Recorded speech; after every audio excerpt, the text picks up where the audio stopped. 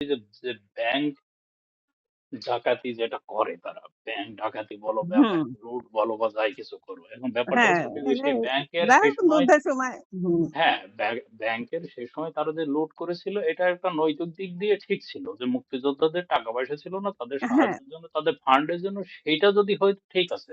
না হলে পারে এটা যদি না করতো তাহলে পারে পাকিস্তানিরাই ওই টাকা লুট করে নিয়ে যেত। নিয়ে সেটা চলে ঠিক যেত। আছে। হ্যাঁ, সেটা ঠিক ওই আছে। বিহারি কিন্তু টিহারিরাই নিত, ওই ইউনুস বিহারি তো যাই বসছিল আর ওরা না মা লুট করে দিত। আচ্ছা হ্যাঁ, ঠিক আছে। বিনোদ বিহারী চাইলে হুম, ওখানে ব্যাংক লুট করে ফেলতে পারতো না একলা একা। এটা সম্ভব ছিল না। হুম। তা এখন হচ্ছে ওখানে ব্যাংক লুট করতে যেদিন গেছে ব্যাংক ওখানে ভাঙতে হয়েছে, অনেক কিছু তালাচাবি ছিল। একা ইউনুস বিহারীর সঙ্গে এটা সম্ভব ছিল না।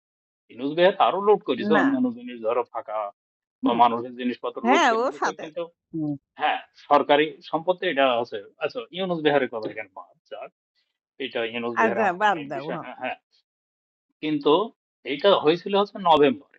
তো নভেম্বর হলে পরে ওই সময় এটা তো যুদ্ধের একদম শেষ দিকে, এবং এর পরপরই, এই ঘটনার পরপরই সুলতান জোয়ার্দার হচ্ছে ইয়েতে গিয়েছিল, হচ্ছে নাজিরপুর। আমার সেটা মনে আছে। এবং নাজিরপুরে যখন যাই, আমি তোমাকে যখন প্রথম এই কথা বলি তুমি আশ্চর্য হয়ে গেছিলে, তুমি এবং আব্বা টেলিফোনে যখন ছিলে আর কি তোমরা সেদিন।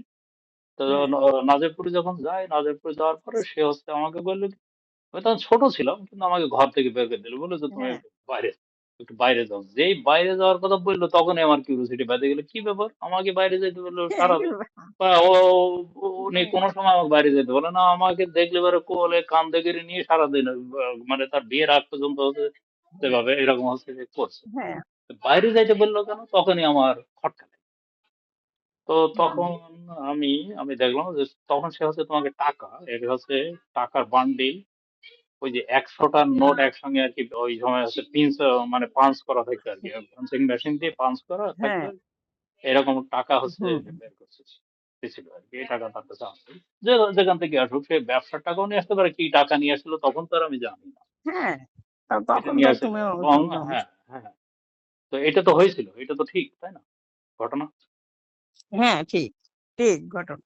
হ্যাঁ, এবং এ তুমি সত্যি সেই টাকা ঘটনা। অনেক সময় আমার খুব ভালো করে মনে আছে, তুমি যখনই মিলিটারি বা কিছু আসার কথা হয়েছিল কিছু, তুমি ওই টাকা ওই বুকের মধ্যে নিয়ে আর কি তুমি হুম। আছে ভেরিফাইতে যাও আর কি। হ্যাঁ, কিন্তু করা এটা তো হয়েছে। আর খুব বেশি দিন, এবং এই টাকাটা তোমাদের খুব বেশি দিন কাছে রাখতে হয়নি, এটা মানে মাসখানেকের মতো, না। তারপরেই তো হচ্ছে ইয়ে হ্যাঁ। চলে গেল। আচ্ছা, হ্যাঁ, এই যা টাকাটা কি তৈরি সবসময় হয়ে গেল নাজেরপুরেই তখন। ছিল না ওখান থেকে এই টাকা কোনো জায়গায় সরাইছিল? না, এখানেও নাজিরপুরতেও সরানো হয়েছিল টাকা। শুধু আচ্ছা, টাকা তো না, দবিলে আবার পাঠাইছিল, গহনা ছিল। দবিলে হুম। পাঠাইছিল তাই না? আচ্ছা, গহনা ছিল, কি পরিমাণ গহনা হ্যাঁ, ছিল? দবিলা গহনা বাবা অনেকই ছিল। তো এখন কি পরিমাণ হবে আমি এত তো বলতে পারবো না, কিন্তু তারপরও ধরো অনেক অনেক এটা হচ্ছে কম মানে সম এটা না। এটা হচ্ছে শুধুমাত্র তুমি বলেছো এই ঘটনা তা না। এই গহনার কথা দাদিও মেয়েকে বলেছে। মেয়ে বলছে যে আমি ডিরেক্ট ওই দিন আমি দেখি নাই। হ্যালো?